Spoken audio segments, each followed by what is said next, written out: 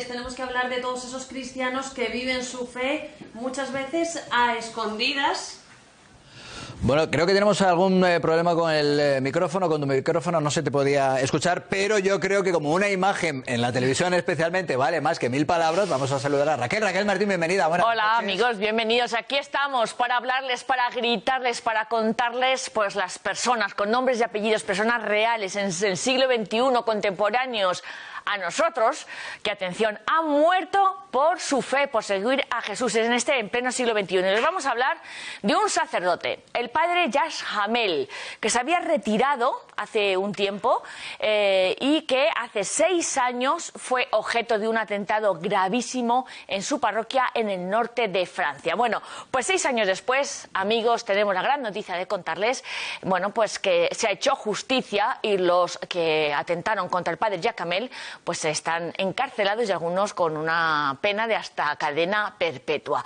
No queremos hablar del mal, no queremos hablar de los que pretendieron acabar con la vida espiritual del padre Yash Hamel, al revés. Vamos a hablar de la historia de este sacerdote, de este cura de pueblo normal y corriente, que aquí en esta estampita pues la traigo porque son los patronos de ayuda a la Iglesia necesitada. Estas personas que son verdaderamente testigos de hoy en día de que tienen una razón por la que morir y que están dando hoy la fe, la vida por la fe, ¿no?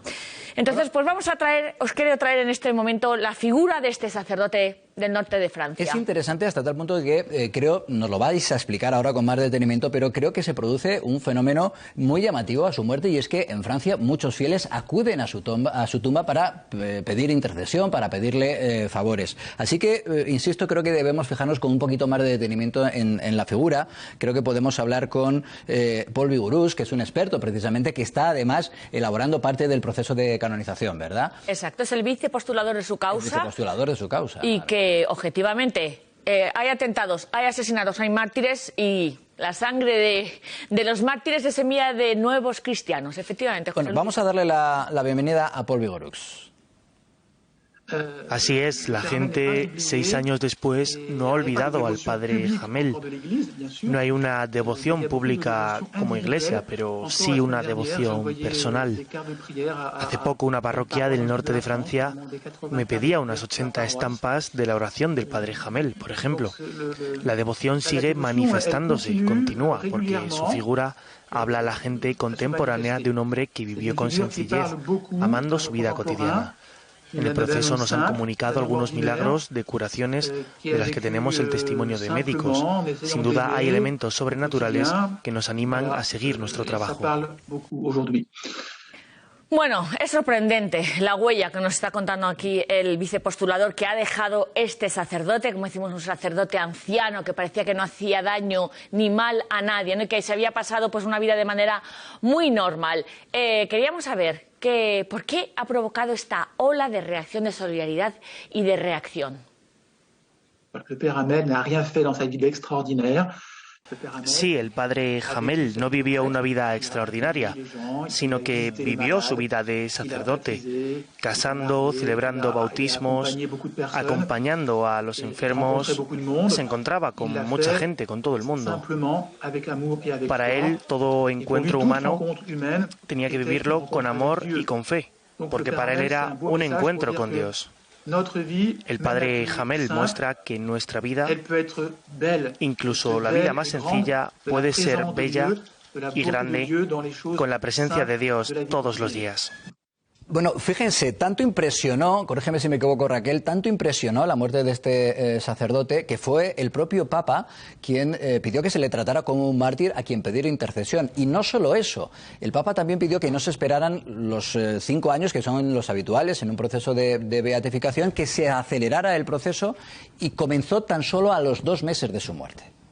Es el primer mártir, además, en Europa, asesinado por el Daesh, pero aparte de esto, Raquel, tenemos que volver la vista a Ucrania, porque aparte de todos esos millones de refugiados de los que hablamos, seguimos hablando también en 13 Noticias, hay millones de desplazados internos. Pues claro, Ucrania, como los testimonios de estos cristianos perseguidos, no pueden quedar en el olvido. Por eso nosotros en Ayuda a la Iglesia Necesitada siempre decimos que son perseguidos, que sufren una guerra, que sufren la persecución del Daesh, pero que no les olvidamos.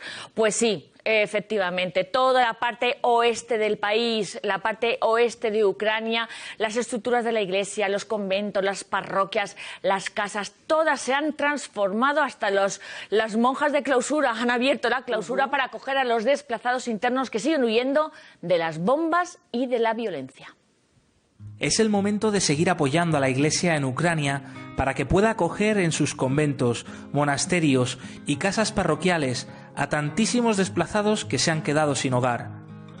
Más de 7 millones de personas dentro de Ucrania han huido de sus hogares en busca de un lugar seguro en el oeste del país.